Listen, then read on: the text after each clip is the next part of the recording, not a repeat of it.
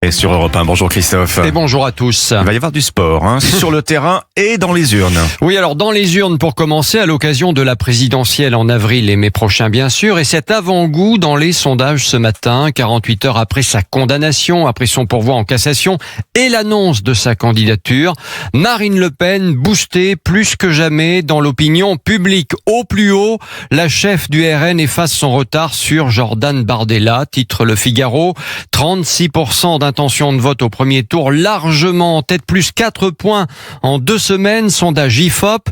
Là où ça se corse un petit peu quand même, surtout pour ses adversaires, eh bien, c'est que la leader nationaliste l'emporte au second tour, quelle que soit la configuration, vous avez bien entendu, 54-55% face à Philippe ou Attal.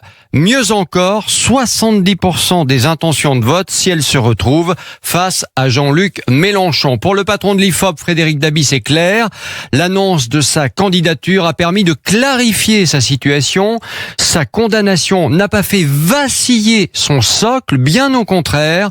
Les électeurs du RN qui estiment que Marine ou Jordan, c'est du pareil au même. Même son de cloche, Christophe, dans le journal L'Opinion. La domination de Le Pen se confirme, titre Le Quotidien, qui met en avant l'étude Harris Interactive. Potentiel électoral évalué à 43%, loin devant ses adversaires déclarés, qui perdent d'ailleurs quelques points en quelques semaines. Philippe et Attal mesurés à 25 et 27%. Autre enseignement, l'étude montre qu'elle bénéficie clairement de son ticket avec Jordan Bardella. Un autre match à venir, Christophe, sur le terrain ce soir. France-Maroc, le choc royal, titre Le Parisien aujourd'hui en France.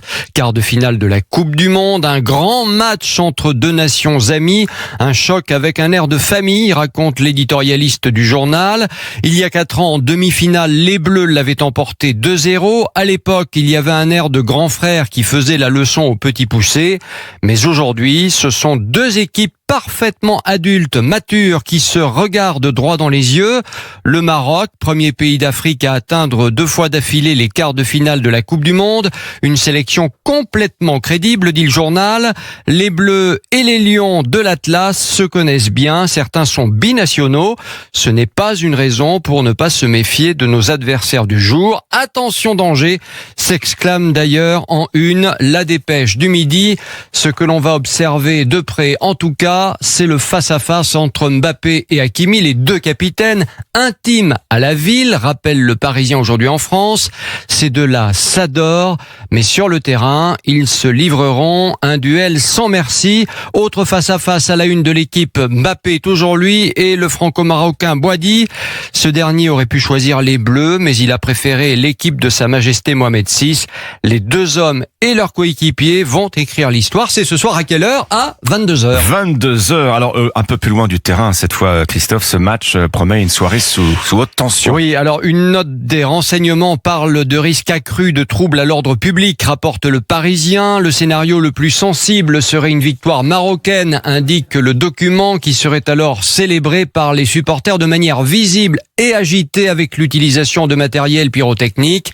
Sur les réseaux sociaux, de nombreuses publications prédisent le chaos dans de nombreuses grandes villes. On verra. France-Maroc, un dispositif de sécurité aux accents de fermeté, titre Le Figaro, qui indique que 20 000 policiers seront mobilisés, et gendarmes bien sûr, seront mobilisés dans toute la France. Une chose est sûre, on croise les doigts pour que les Bleus aillent jusqu'en finale. Ah oui, d'autant que le journal belge Le Soir annonce ce matin que le gratin de la pop va venir faire le show pour la finale. Shakira, qui interprète la chanson de cette Coupe du Monde, Madonna, mais aussi depuis cette nuit Justin Bieber. What do you mean? Ah oui. Spectacle XXL à la mi-temps. Bon, la FIFA a de quoi payer tout ce beau petit monde qui en général demande un gros chèque, oui, quand même. Oui. Puisque normalement la Coupe du Monde devrait rapporter à la FIFA 13 milliards de dollars, vous avez bien entendu.